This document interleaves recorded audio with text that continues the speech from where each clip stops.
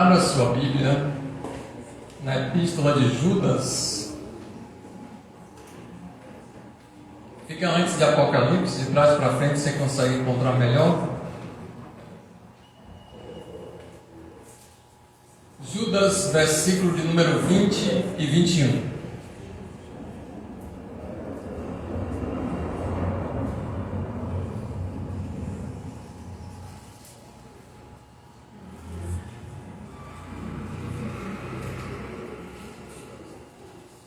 Senhor, precisamos da revelação da Tua Palavra nesse momento. Senhor, venha nos mostrar aquilo que necessitamos e aquilo que sirva para cada um de nós em aplicabilidade. Sem o Teu Espírito Santo, nós não conseguimos entender o que o Senhor tem para nós. E é por isso que invocamos o Teu nome nessa hora, sabendo que a Tua Palavra é o Teu poder para aquele que crê, em nome de Jesus, amém. Versículo 20 diz assim: edifiquem-se, porém, amados, na santíssima fé que vocês têm, orando no Espírito Santo. Mantenham-se no amor de Deus, enquanto esperam que a misericórdia de nosso Senhor Jesus Cristo os leve para a vida eterna. Glória a Deus por essa palavra. E a gente está na Epístola de Judas. Ele vai falar algumas coisas a respeito dos últimos dias, dos falsos mestres, dos enganos, dos desvios doutrinários, e ele vai alinhando a fé daquele que está em Cristo Jesus, mostrando que essa salvação já alcançou as nossas vidas como igreja do Senhor, como filhos de Deus, mas faz um chamado a nós, a partir do verso de número 17, para perseverança. E quando chega no verso de número 20, esse versículo ele vai dar uma palavra de instrução para que a gente busque a edificação da nossa fé. E aí tem alguns detalhes que eu quero compartilhar com você daquilo que Deus ministrou para a minha vida. Ele diz assim, na Nova Versão Internacional: edifiquem, porém, amados, na santíssima fé. Então quer dizer que existe uma outra edificação, existe uma outra maneira de enxergarmos a fé, que não uma fé verdadeira e alinhada com as Escrituras Sagradas. Também existe uma fé que não é santa, não é uma fé de santificação que leva as pessoas à salvação. E existe uma fé que não está no nosso meio, mas ela é real. Olha só o que ele coloca: edifiquem-se, porém, amados. A gente precisa, então, fazer uma avaliação da nossa fé em relação ao que a gente entende que é o propósito de Deus para as nossas vidas. Mas baseado em quê? Baseado nos ensinamentos das Escrituras Sagradas. A nossa fé é baseada, ela está alicerçada nos ensinamentos contidos nas Escrituras Sagradas. A nossa fé não é uma fé qualquer. Ela não é uma fé que nos gera expectativa de ganhos, mas é uma fé que nos gera perdas, e perdas significativas da nossa vida particular para viver uma vida de propósito com Deus. Por isso essa fé é uma fé separada, santa. É uma fé que muitas vezes as pessoas não entendem como a gente consegue perseverar em meio às dificuldades, tribulações, problemas, angústias, aflições e dificuldades diversas. Uma fé na qual a gente olha para a cruz de Cristo e entende, sabe, crê que Ele foi crucificado, no terceiro dia ressuscitou dentre os mortos e está à destra de Deus Pai. Além disso, liberou uma promessa que o Espírito Santo estaria conosco até a consumação daqueles dias e o próprio Cristo voltaria para buscar a igreja dele na face da terra. Quando a gente compara esses textos com o que Pedro fala, o que Paulo fala, o que Apocalipse traz em João, a gente percebe que os dias estão convergindo para isso. Esses dias aí que passaram, está tendo um esporte olímpico internacional e alguns de vocês não tinham idade suficiente em 2012 para ter uma compreensão espiritual, mas lá a abertura daquela festividade estava relacionada com a pandemia que 12 anos depois chegou.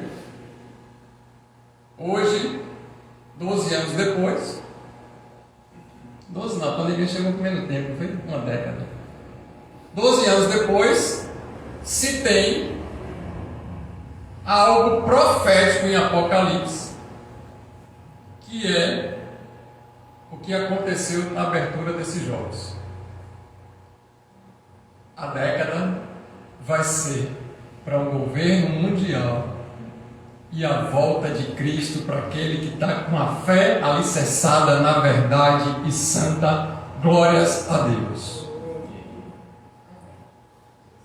Tudo já está convergindo e Deus já está dando sinais para aqueles que estão nele, para aqueles que são dele, para aqueles que, conforme Judas escreveu, através da revelação do Espírito Santo, diz: vocês que estão salvos em Cristo precisam agora ter discernimento desses dias. Então, cuidado para não se desviarem da palavra da verdade com enganos daqueles que não são convertidos ou que nunca encontraram a salvação em Cristo e que estão inventando e que estão contando e que estão mentindo e enganando pessoas por causa dos próprios desejos e paixões carnais. Esses são os falsos mestres levantados nos últimos dias, que eles vão agarrar, que eles vão pegar e que eles vão atrair para si aqueles que não estão com o coração numa fé verdadeira. Diga-se de passagem que a Mega Sena estava acumulada e nas filas das lotéricas diversas pessoas estavam dizendo que iam fazer uma fezinha para ver se ganhava alguma coisa. Judas vem e combate essa fé que não é da salvação. Por isso que ele traz a fé santíssima. É uma fé separada. É uma fé de esperança. É uma fé que a gente tem a convicção que encontramos com Jesus e Ele se encontrou poderosamente conosco para nos fazer uma nova criatura.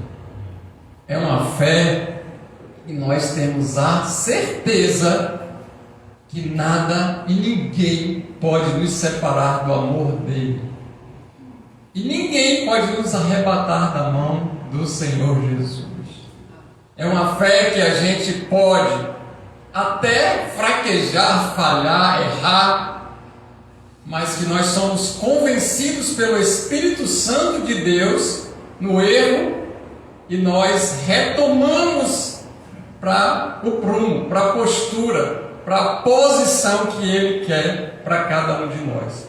É uma fé que mesmo que a gente esteja vacilante por alguns momentos, o próprio Deus nos conduz para o propósito dele, que é estarmos edificados na rocha eterna em Cristo Jesus. Ele é a rocha eterna para todo sempre. Então ele diz: amados, nós somos amados de Deus. Deus ama cada um de nós na mesma proporção. A diferença é que essa fé em proporcional vai ser para aqueles que buscam mais, que querem ter mais intimidade com o Espírito Santo dele e que querem ter uma vida de relacionamento verdadeiro com Deus. Porque a gente pode passar o dia todo, a semana toda e só se lembrar de Deus no domingo. Eita, vou ter que ir lá bater o ponto. Essa não é a fé que Judas está trazendo. Porque quando a gente lê o contexto, a gente entende que ele diz lá no versículo de número 17, acompanhe comigo. Lembre-se do que foi predito pelos apóstolos do nosso Senhor Jesus Cristo. Então, toda vez que a gente tiver dúvida de alguma coisa, algum ensinamento das Escrituras, toda vez que a gente tiver medo, desânimo, incredulidade, a gente precisa abrir as Escrituras Sagradas e debruçarmos, mergulharmos para entender o que a Bíblia está falando.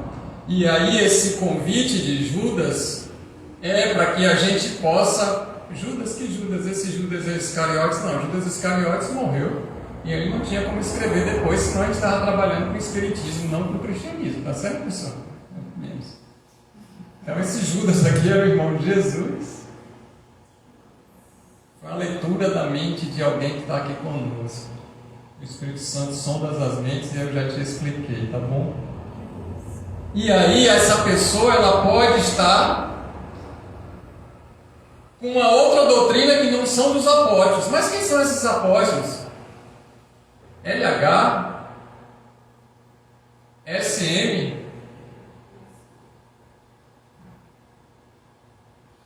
dessas grandes galpões, são esses apóstolos? Não. A gente está falando dos apóstolos separados por Cristo Jesus, que foram os primeiros discípulos escolhidos a dedo. Escolhidos depois de uma oração, que Deus revelou que seriam eles. Judas Iscariotes então morre, e aí eles lançam sorte, e na escolha humana Matias vem, e aí logo em seguida a gente não vê nada a respeito de Matias, mas aquele que Jesus se encontra na estrada de Damasco, e é Paulo para poder escrever mais 9 livros das Escrituras Sagradas no Novo Testamento e completar o apostolado. Esses apóstolos são aqueles que viram Jesus, aqueles que realizam curas, milagres e ressuscitam mortos, aqueles que fundam a igreja, zelam por todas as denominações, levanta os líderes, cuida desses líderes, abençoa eles e manda ofertas de gratidão para que eles possam se manter em um campo missionário. Aqueles que lideram outros líderes e lideram o povo de Deus. Esses são os critérios do apostolado. Então a gente vai ter que se lembrar o que foi que esses apóstolos falaram. Quando a gente tem alguma dúvida de algum ensinamento, a gente vai consultar o que está nas Escrituras Sagradas. Os profetas vão falar sobre arrependimento. As pessoas precisam se arrepender dos pecados e se voltarem a Deus. E os apóstolos eles vão trazer doutrinas específicas sobre e principalmente a salvação, que só é por intermédio de Cristo Jesus, o nosso Senhor. Fora dele não existe relacionamento com Deus, nem existe salvação. Fora de Cristo não há salvação. E essa fé, ela vem pelo ouvir e ouvir a palavra. Só que nós somos edificados nessa fé quando nós colocamos os ensinamentos em prática. Então agora Judas ele está dizendo: é necessário que a gente ouça, que a gente guarde e que a gente pratique. Porque se a gente não fizer isso, nós não vamos absorver a maturidade de um cristão verdadeiro, daquele que encontrou com Jesus, ou Jesus se encontrou com ele, daquele que realmente está convertido. E tenham cuidado então, fiquem vigilantes, porque vão existir evangelhos paralelos, ensinamentos que não são de Deus, ainda que usem o nome de Deus, ainda que falem de Jesus, não é o Cristo, não é o Messias, o que está nas Escrituras. Eles diziam a vocês, 18, nos últimos tempos haverá escarnecedores ou zombadores, que seguirão os seus próprios desejos ímpios. Esses são os que causam divisões entre vocês, os quais seguem a tendência da sua própria alma e não têm o Espírito Santo de Deus. Então a gente precisa estar edificado na verdade. Cristo é a verdade. Ele não somente é a verdade, mas Ele é o caminho e a vida eterna. Amém? E então Ele pega e junta esse ensinamento de edificação da fé com a manutenção dessa fé. Olha o que diz o versículo de número 21. Mantenham-se no amor de Deus, enquanto esperam que a misericórdia de nosso Senhor Jesus Cristo os leve para a vida eterna. E Ele não está dizendo então, estejam no amor, saboreiem no amor, vivam esse amor apenas. Ele está dizendo, é para se manter no amor de Deus. E a pergunta que eu faço é, como estamos nos mantendo no amor de Deus? Distribuindo cesta básica? Inaugurando obras sociais? Abrindo congregações? Dando a paz do Senhor para o irmão que a gente não gosta? Comendo bolo no final do culto?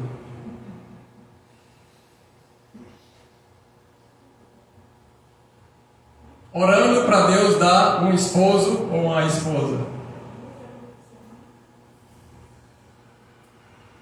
Fazendo congressos?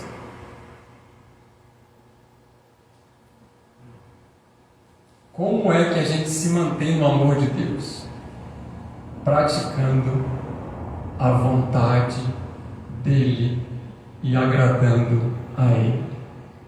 E qual é, pastor, a vontade de Deus? Que odiemos o mal, que não agrademos as nossas vontades e paixões carnais, que estejamos contra a todo ensinamento e desvio doutrinário, e que venhamos estar em uma busca constante do direcionamento dele para que a gente obedeça a palavra. Essa é a vontade de Deus para cada um de nós. Agora, qual é a vontade de Deus específica para mim e para ti individualmente? Daí a gente vai precisar se relacionar com o Espírito dele. A gente vai precisar estudar as Escrituras Sagradas, conhecer mais de Deus. Não tenho como saber o que Deus tem para mim individual. Eu sei no coletivo, mas eu não sei individual se eu não dedico tempo de qualidade com Ele. Primeiro buscar o reino de Deus e a sua justiça, e as demais coisas lhe serão acrescentadas. Mateus 6,33. Mantenham-se no amor de Deus significa que a gente precisa perseverar nessa verdade.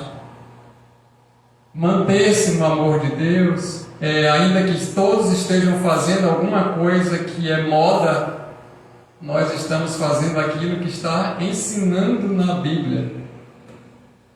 Se manter no amor de Deus aí na contramão do mundo é muitas vezes ficar inimigo, e vai ficar inimigo do mundo, porque aquele que é amigo do mundo não pode ser amigo de Deus. O mundo é um sistema corrupto e pecaminoso, e talvez a gente vai precisar abandonar velhos hábitos E para a gente poder se manter no amor de Deus, a gente vai perder alguns amigos. Para se manter no amor de Deus, a gente vai viver para Ele, não para nós. Se manter no amor de Deus, ainda que a riqueza seja algo fantástico, maravilhoso e pode nos colocar em diversos lugares, esse não é o objetivo principal, porque os apóstolos não ensinaram isso. Manter-se no amor de Deus é se deixar ser usado para curar, libertar, salvar, expulsar demônios e exercer o ministério que Ele coloca individual e coletivo em cada um. É colocar a nossa fé em prática. É aonde a gente for poder proclamar o Evangelho de Jesus e anunciar essas boas novas através de milagres, sinais, maravilhas. É aonde a gente estiver, incomodar as trevas e realizar o objetivo de Deus. É sermos homens e mulheres de oração para que Deus possa trabalhar na vida das outras pessoas e quando estivermos reunidos, Deus se manifestar e se fazer presente para nos encher, nos capacitar e transbordar o Espírito dele em nós, para nos comissionar, enviar para a eclesia, sair da igreja para realizar nos confins da terra aquilo que Ele quer, anunciando, pregando o Evangelho, curando os enfermos, libertando os cativos dos cativeiros, proclamando o ano aceitável do Senhor e batizando em nome do Pai, do Filho e do Espírito Santo. Manter-se no amor de Deus é amar a Deus mais do que a nossa própria vida. É amar a Deus mais do que o nosso cônjuge. É amar a Deus mais do que os nossos filhos, do que os nossos patrimônios, do que os nossos bens. É amar a Deus mais do que a placa da igreja. É amar a Deus de todo o coração, de toda a alma, de todo o entendimento e de toda a força.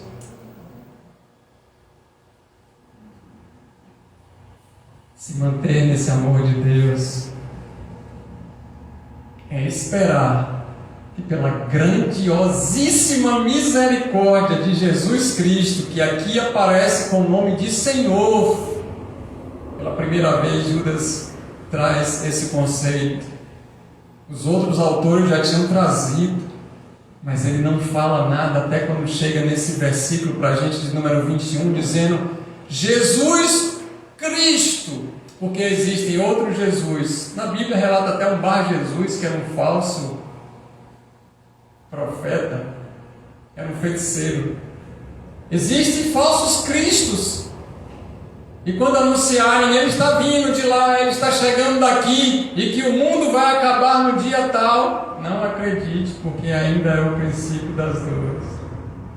E então Judas, ele diz assim: Jesus Cristo, não é Jesus somente e não é Cristo somente, é o Todo-Poderoso Filho do Altíssimo, e fora dele não existe outro. Ele é o Rei dos Reis, o Senhor dos Senhores, o Messias, e que vai retornar para buscar o povo dele, separado e escolhido para a glória e louvor de Deus. E ele é mais do que um Salvador, ele é Senhor, e quando ele é Senhor, ele vai dizer o que ele quer e a gente precisa obedecer, porque agora ele nos reporta a posição de escravos em Cristo. Ele não dá margem para a gente ter amizade apenas, ou ser o irmão de Jesus, ou ser um dos filhos de Deus que tem um irmão mais velho. Aqui nesse contexto, Judas está dizendo o seguinte: existem outros ensinamentos que estão tirando Cristo do centro, da primazia, da suficiência e colocando artifícios, apetrechos, mentiras, enganos. Mas esse Jesus Cristo que eu estou falando para vocês, Ele é aquele que dá as ordens e a gente diz: sim, faremos. É aquele que a gente não reivindica e não pergunta ou fica questionando as coisas, simplesmente obedece. Esse é o Cristo que nos mantém no amor de Deus. E quando a gente abre então as Escrituras em 1 João, volte aí um pouquinho para 1 João, capítulo número 5.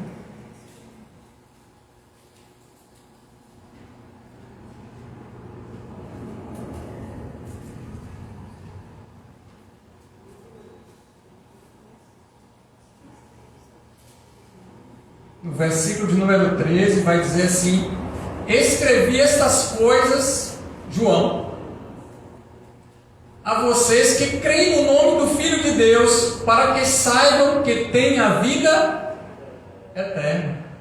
É só para crente aqui, o mistério é só para quem se converteu.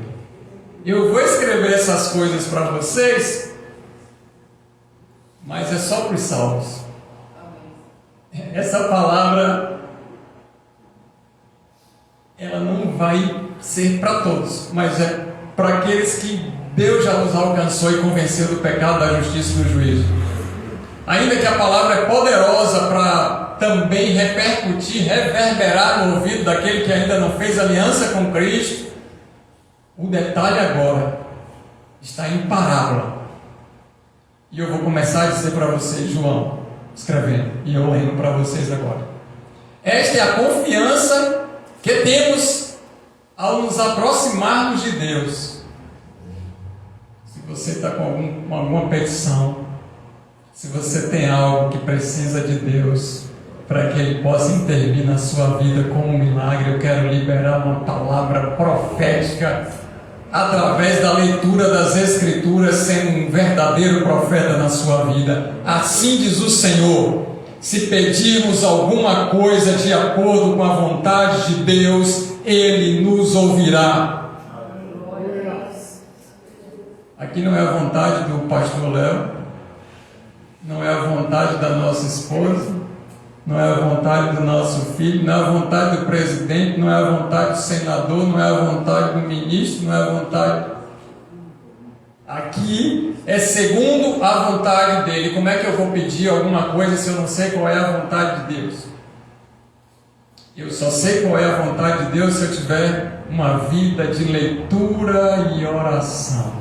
Porque leitura das Escrituras enche a gente de discernimento, mas não tem uma graça de poder. A oração vai nos encher de graça poderosa, mas com pouco discernimento e entendimento. E aí por isso que você vê em muitos lugares as pessoas fazendo tantas bobagens, porque não conhecem as Escrituras. Errais não conhecendo as Escrituras nem o poder de Deus. O Espírito falou de Deus, é de Deus, mas não soube interpretar o que Deus queria. E às vezes a mensagem que era para uma pessoa no final do culto, usou o púlpito para liberar, para chamar a atenção e atrair a glória para si. Essa não é a fé santíssima. Essa é uma fé que coloca a glória no ser humano. Deus mandou dizer, mandou, mas foi na frente de todo mundo? Se Deus mandou falar na frente de todo mundo, fale na frente de todo mundo, porque a igreja precisa ser testemunho daquilo que você não se arrependeu e não se voltou para Deus. A palavra dos profetas. Então existe uma construção nisso aí. Uma coisa eu tenho certeza, e você também, que se pedirmos alguma coisa de acordo com a vontade dele, ele nos ouve. Agora, como é que a gente sabe então que ele nos ouve, pastor? Versículo de número 15. E sabemos que Ele nos ouve em tudo o que pedimos. Posso ouvir um glória a Deus? Cuidado com as nossas orações com pouco entendimento.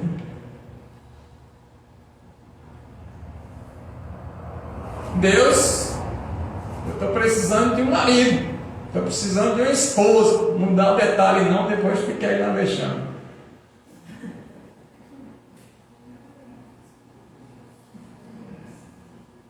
Negócio com Deus é com detalhe. E como é que eu sei qual é a vontade dele? E ele está já descrito de Gênesis até Apocalipse qual é a vontade dele. E a gente vai conhecer essas coisas e louvado seja o nome do Senhor. Ele ouve tudo que pedimos, sabemos que temos o que dele pedimos. Então estamos no amor de Deus quando oramos a vontade dele. E olha a ligação agora com o texto que a gente está lendo, que a gente está explicando, que a gente está entendendo. Ele vai falar de uma fé que exige de nós oração, conhecimento das Escrituras e posicionamento no reino diante do Senhor, para Ele executar o plano perfeito dele de salvação na vida das outras pessoas e nas nossas vidas, pelas nossas vidas e através das nossas vidas. Louvado seja Deus.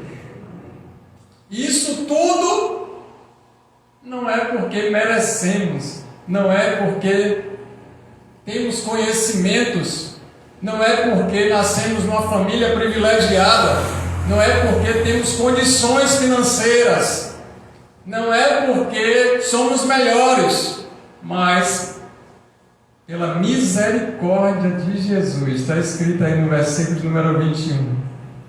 E é Ele que nos leva e nos mantém na vida eterna. Oh glória! Pela graça somos salvos, e isso não vem de nós, é dom de Deus. O Senhor nosso Deus resolveu derramar a graça para que pudéssemos estar salvos. E através da vida de Jesus, que alcançou não somente a nossa, mas de todo aquele que crê, para não perecer e ter a vida eterna, somos privilegiados por esse amor. Não somos apenas beneficiados, e não é um benefício porque estamos fazendo uma barganha ou tendo um relacionamento com Deus para pedir e receber algo. Não é um benefício qualquer, simplesmente é um privilégio de poder desfrutar essa salvação separado da corrupção do mundo e sabendo que o Espírito Santo sempre vai nos convencer do pecado, da justiça e do juízo. Do pecado porque erramos, falhamos e todos os dias cometemos, pensamos e falamos coisas que não são agradáveis a Deus. Da justiça porque Jesus vai voltar como soberano juiz para cumprir na íntegra as Escrituras e lançar no inferno os perversos. E do juízo, porque todo aquele que comete pecado atrai para si julgamento. Nós que estamos em Cristo atraímos disciplina, porque Deus disciplina aquele que ama para que ele não se desvie e não saia do propósito da salvação. Mas para aquele que não tem aliança com Cristo, recebe a punição pelas próprias práticas pecaminosas e fica vulnerável às ações de Satanás e seus demônios.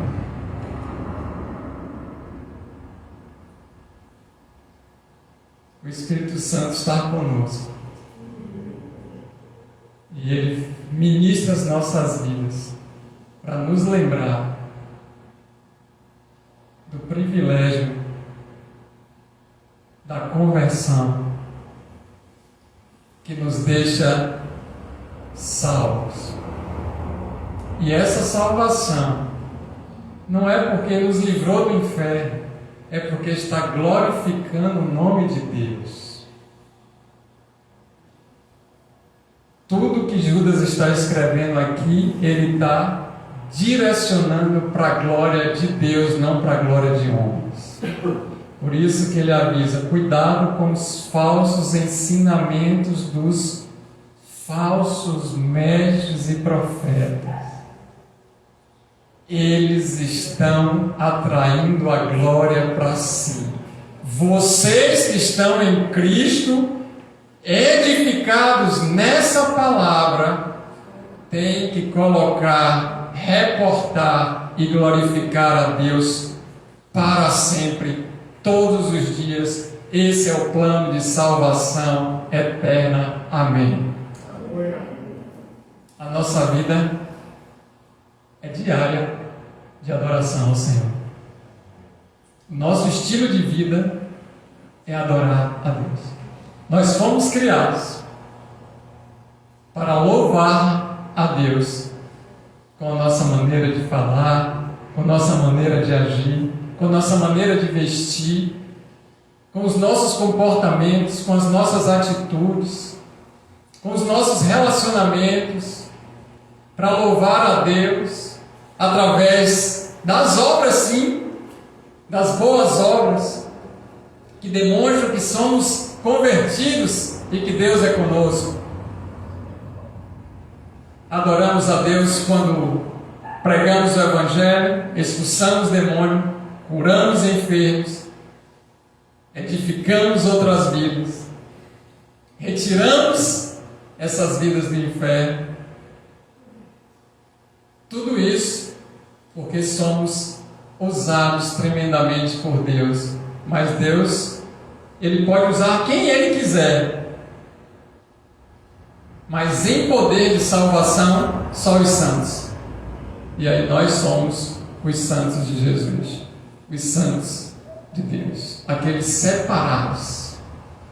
Santos não é como imagem, como ídolo, mas como aqueles que são separados para o cumprimento de algo. Eu e você somos essas pessoas que Deus escolheu para esses dias.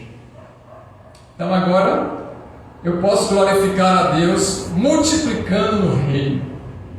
Eu tenho uma missão daqui para o final do ano, para o 8º ano ministerial. Eu preciso consolidar a fé de alguém. Eu preciso cuidar de alguém, homem com homem, mulher com mulher, porque os discípulos saíram de 2 em 2 assim, justamente para poder não ter nenhum comprometimento na área da imoralidade sexual. Se nós estamos aqui, somos hoje 65, vou tirar as crianças, somos 45 adultos nessa congregação. Se cada um edificar mais um, trouxer mais um, ganhar mais um, discipular mais um, em dezembro somos 90. Eu falei para todos estarem aqui sentados e congregando. Estou falando de reino. Não estou falando de fé empresarial. Eu estou falando de fé de salvação. Amém? Se quiser estar conosco, vai saber que aqui a gente não vai pregar outras coisas que não a verdade. Mas imagine que os 45, 1/3, 15 estejam conosco. As cadeiras já estavam todas ocupadas, os bares vazios e os lares fortalecidos. Oh, glória! O frio na rua talvez já não tivesse. Fala em frio. Tem gente que está na rua sem agasalho, né? E aí a nossa fé tem que ser uma fé de prática. Talvez a gente chegou já no segundo semestre do ano e não ganhamos alma nenhuma para Jesus, não discipulamos ninguém para Cristo e não fizemos nada a não ser orar segundo a nossa vontade. Não é isso que Judas está ensinando. Porque para a gente poder acompanhar e cuidar de alguém, vai requerer o nosso tempo, vai requerer nosso dinheiro, vai requerer a nossa saúde, vai requerer a nossa vida. Gerar vidas para o Reino. Nós nascemos também para isso, queridos. E agora então a gente vai olhar para a nossa casa. Porque talvez a gente tenha uma dificuldade muito grande em ser missões fora. Então a nossa missão é edificar nossa casa para o Senhor. E começa em nós, amém? A gente precisa partir para a eternidade e os nossos filhos viverem essa fé. Ou a gente partir todo mundo junto para a eternidade em Cristo com essa fé.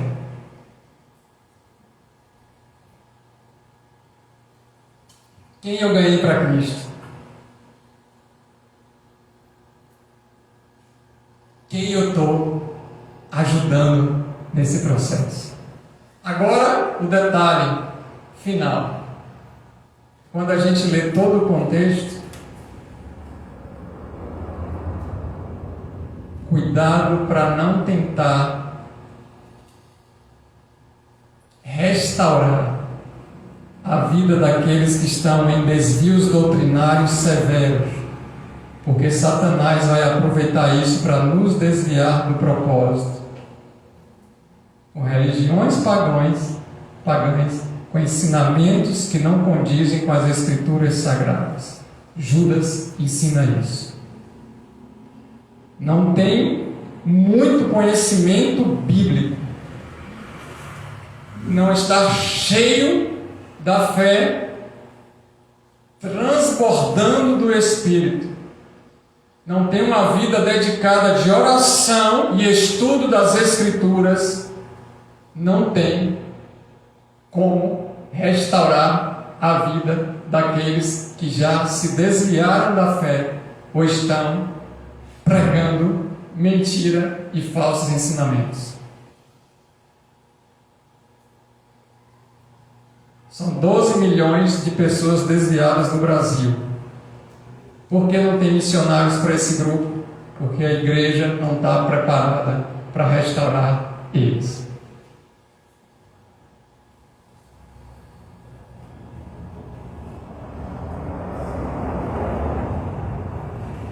Talvez alguns estão me assistindo, mas eles não congregam mais. Aliás, quando eu falei isso, eles já me...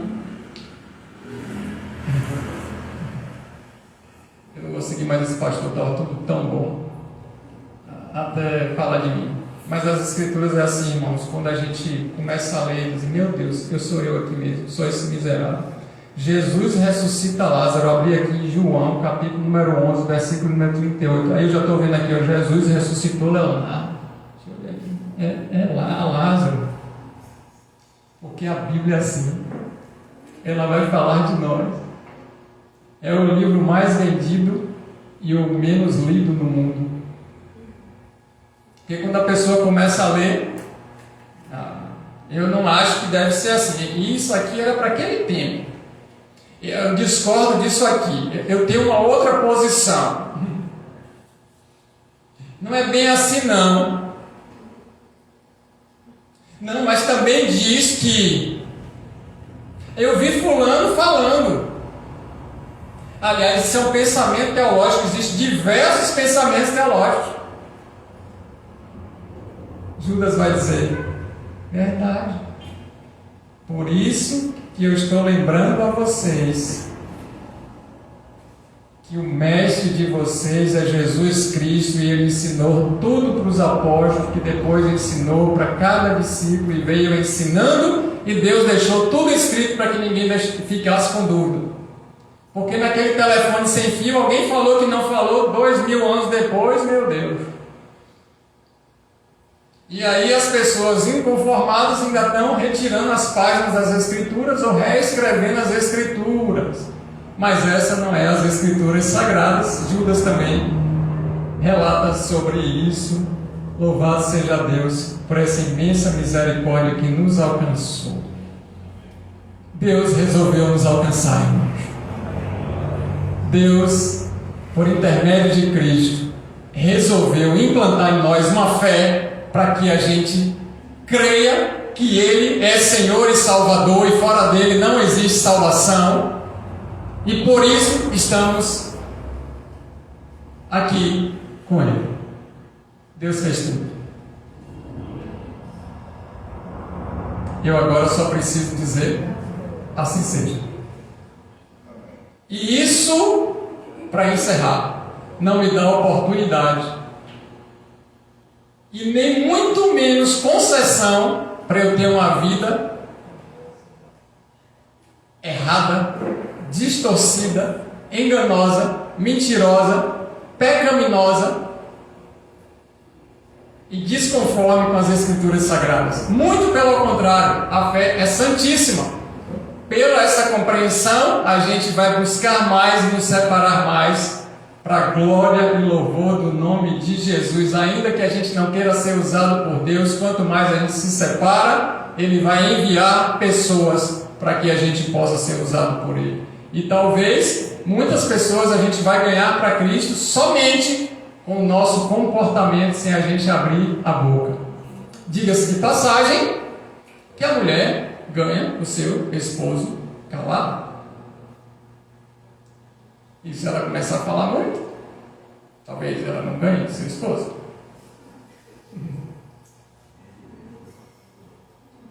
É pelo comportamento. Como é que essa mulher me suporta? Eu chego em casa atrasado, faço tudo que ela não quer, não ajudo nos pratos, não estou ajudando em nada, e ela ainda está cheia de amor, me dando um beijo, dizendo que me ama. Não, eu quero conhecer esse Jesus dela. Ai Deus, as Escrituras é linda. Agora tem um detalhe: vós maridos, cuide delas como um ser emocional que tem, vou parafrasear, uma oscilação hormonal e está envolvida com tantas coisas pequenas e conectadas que elas ficam sensíveis a mais do que vocês. Se vocês tratarem mal, eu não ouvirei as vossas orações. Pedro. Então, se pensou que a mulher vai ganhar o esposo calada, para o marido, o rojão é pior. Porque não vai nem ouvir o que está falando. E aí, se não ouvir o que Deus está falando, Ele está falando sobre edificação e salvação. Senhor, me perdoa. Você ajeita sua esposa. O cara não está perdoado, tem salvação? Antes de ofertar, resolve as coisas que vocês têm lá entre vocês. Aí depois vocês trazem a oferta. Essa é a pregação verdadeira.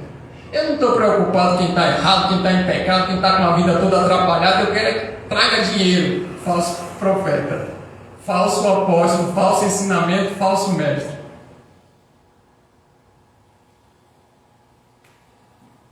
Aleluia. Glória a Deus. Amém. Se você entendeu essa palavra e precisa renovar a sua aliança com Cristo, é chegada a salvação nessa casa. Porque eu estava estudando as Escrituras, daqui a pouco minha filha pequena chega e fala: meu pai está orando, não é? Ela chegou assim para brincar um pouquinho comigo, eu estava de joelho. Porque quando eu comecei a ler, irmão, eu falei: miserável sou eu. Quem pode ficar de pé diante do Senhor?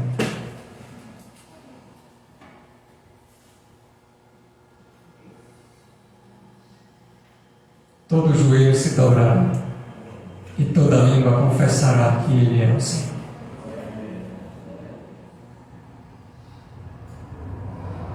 Eu já levantei com outra fé, aquela fé renovada, com a certeza que eu estou salvo. Não porque eu fiz alguma coisa ou merecesse, mas porque o Senhor me alcançou e me perdoou. Ele é maravilhoso. Deixa o Espírito Santo trabalhar agora na área de sua vida que você precisa, meu irmão e minha irmã. Converse com Ele agora, nesse momento.